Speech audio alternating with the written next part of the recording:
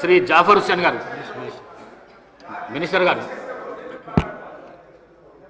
గౌరవ సభ్యులు వెంకటరమణారెడ్డి గారు చెప్పిన ప్రస్తావన చాలా ముఖ్యమైనది అధ్యక్ష. ప్రతి పార్టీకి సంబంధించిన సీనియర్లు, ఆ వ్యవస్థ అందరూ కూడా అదే విధమైన సదాభిప్రాయంతో పోతే ప్రజాస్వామ్యం చాలా పటిష్టంగా ఉంటుంది. సరే, ఈరోజు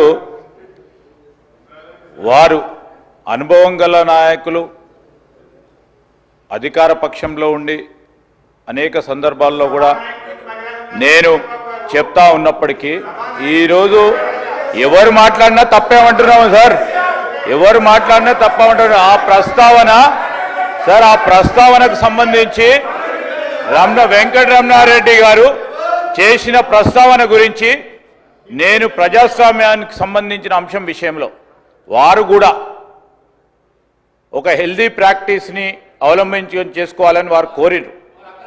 డెఫినెట్లీ డెమోక్రటిక్ ప్రాసెస్లో నాకు హుందత్వాన్ని కాపాడే ప్రయత్నంలో అనేక సందర్భాల్లో ముఖ్యమంత్రి గారు కానీ, మా సహచరులు కానీ, మా సభ్యులు కానీ చాలా హుందాగా మాట్లాడే తీరు కానీ, అంశం కానీ, తెలంగాణ సంస్కృతికి సంబంధించిన అంశం విషయంలో స్పష్టంగా చాలా మర్యాదగా పోతా ఉన్నాం అధ్యక్ష. ఎక్కడైనా చిన్నగా ఎప్పుడైనా ఉంటే మేము ఈరోజు కూడా చెప్తా ఉన్నాం, మాకు బేషిజాలు లేవు. ఒక గౌరవ సభ్యుడు చెప్పిన అంశాన్ని కూడా దృష్టిలో పెట్టుకొని ముందుకు నడుస్తాం. అదేవిధంగా వారు కూడా నడవాల్సిన అవసరం ఉంటుంది. గౌరవ సభ్యులకు సంబంధించిన పార్టీ సభ్యులకు సంబంధించి సీనియర్ నాయకులు ఉన్నారు, వారు కూడా వారి నాయకులను మొదటగా మర్యాదగా మాట్లాడే ప్రస్తావన తీసుకొస్తే కూడా బాగుంటా ఉండే. నేను నిన్నగా సార్ వారిని అంటా ఉన్నా, ఈరోజు ఈ గౌరవ సభ్యులకు ఈరోజు ప్రస్తావన చేసినప్పుడు మీ పార్టీ సమావేశాల్లో నా వెంకటరమణారెడ్డి గారిని కోరుతా ఉన్నాను, మీ పార్టీ సమావేశాల్లో మీకు సంబంధించిన మీ సీనియర్ నాయకులను కూడా కోరండి. First put your house order in first కేసులో, దాని తర్వాత ప్రస్తావన తీసుకొద్దాం, 10 మందికి చెప్దాం. మేమైతే తప్పకుండా చెప్తా ఉన్నాం, ప్రజాస్వామికంగా, మర్యాదపూర్వకంగా, గౌరవంగా గౌరవ సభ్యుల హుందత్వాన్ని కాపాడే కార్యక్రమంలో ఎక్కడ కూడా వెనుకాడకుండా ముందుకు తీసుకెళ్తామని గౌరవ శాసనసభాపతి ముందట పెడతా ఉన్నాం. శ్రీ జాఫర్ హుస్సేన్ గారు.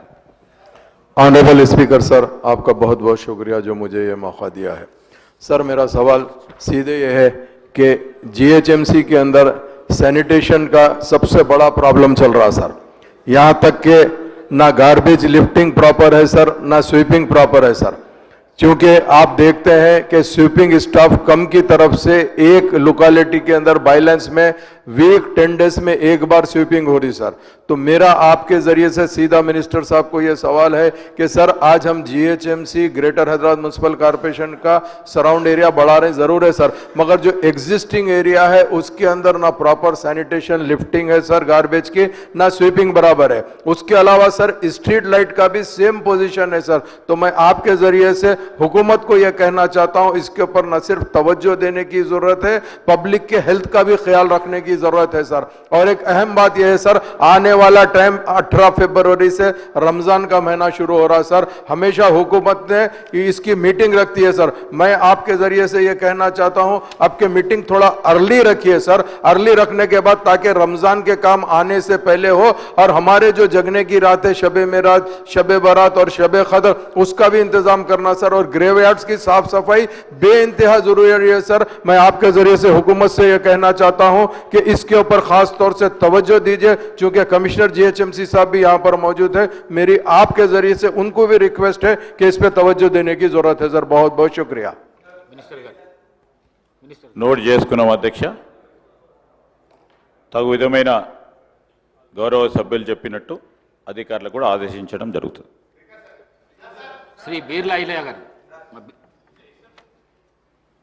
అధ్యక్ష, మా ఆలయ నియోజకవర్గం విశాలంగానే జనాభాలో పెద్దది, 8 మండలాల అధ్యక్ష. గత 20 సంవత్సరాలుగా రెవెన్యూ డివిజన్ కావాలని చెప్పి చాలా ఉద్యమాలు చేసినాం.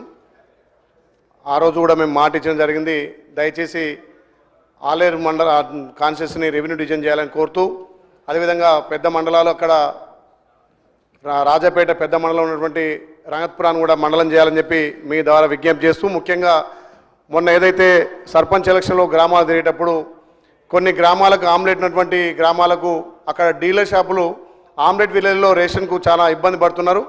వృద్ధులకు ఆయా గ్రామాలలో ఆమ్లెట్ విలేజ్లో కూడా మనం సబ్ సెంటర్లు పెట్టి డీలర్ ద్వారా రేషన్ ఇస్తే అందరికీ రేషన్ అంత అధ్యక్ష ఏదైతే మనం సన్న బియ్యం ఇచ్చిన తర్వాత ఆ రేషన్ కూడా వృద్ధులు అందరూ కూడా తీసుకుంటారు. కాబట్టి దయచేసి ఆమ్లెట్ విలేజ్లో కూడా రేషన్ షాపులు పెడితే బాగుంటుందని తెలియజేస్తూ అధ్యక్ష మా వెనుకబడ్డ ఆలయను అన్ని విధాల మన గౌరవ ముఖ్యం ద్వారా అభివృద్ధిలో ముందుకు తీసుకుపోతున్నాం. దాని ద్వారా ఒక రెవెన్యూ డివిజన్ చేస్తే అక్కడ చిరకాల కోరిక నెరవేరుతుంది. కాబట్టి స్వద్వారా మీ ముందు వస్తున్న ఆలయను రెవెన్యూ డివిజన్ చేయాలని చెప్పి విజ్ఞప్తి చేస్తున్నా అధ్యక్ష. మినిస్టర్ గారు అధ్యక్ష నోట్ చేసుకోవడం జరిగింది. కూనమనేని సాంబశివరావు గారు.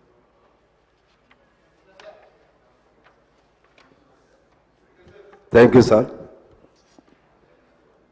మన రాష్ట్రంలో సింగరేణి ప్రధానమైనటువంటి సంస్థ. బహుశా రాష్ట్రంలో అత్యంత పెద్ద పబ్లిక్ ఎంటర్ప్రైజెస్ అది.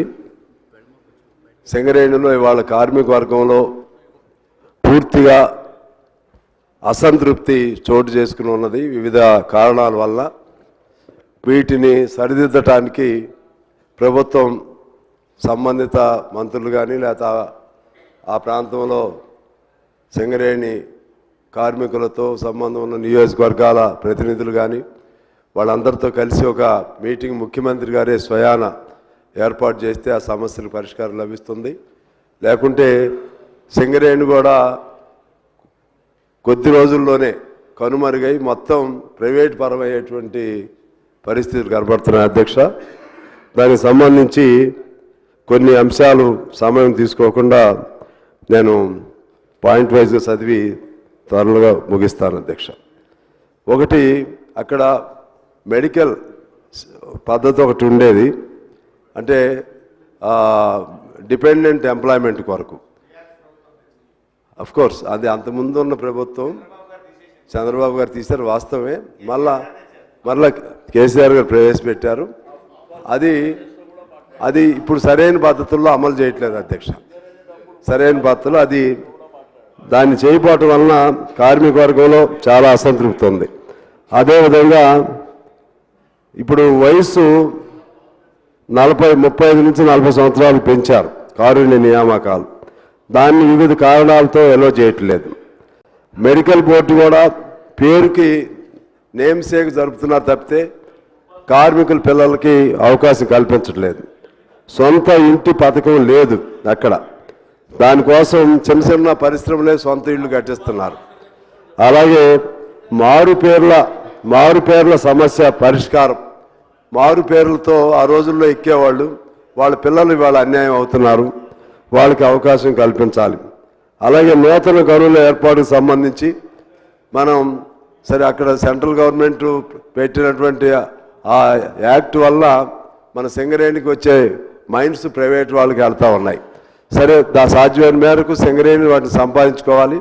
సంపాదించుకున్న తర్వాత అక్కడ బొగ్గు అనేది ప్రైవేట్ వాళ్ళకి ఇవ్వకుండా సింగరేణి కార్మికులు చేయాలనే నిబంధన ఉంది. దాన్ని ఉల్లంఘిస్తున్నారు అధ్యక్ష. ఆ బొగ్గు వరకైనా సింగరేణి కార్మికులకు అవకాశం ఇవ్వాలి. అలాగే సింగరేణికి దాదాపు 43,000 కోట్ల బకాయిలు జెన్కో సంస్థ ఉంది అధ్యక్ష. దాన్ని ఏదో ఒకటి పరిష్కారం చేయాల్సినటువంటి అవసరం ఉంది.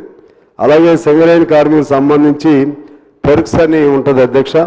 దానిపైన కోల్ ఇండియాలో వాళ్ళకి ట్యాక్స్ రిఫండ్ చేస్తున్నారు, మన దగ్గర లేదు అధ్యక్ష.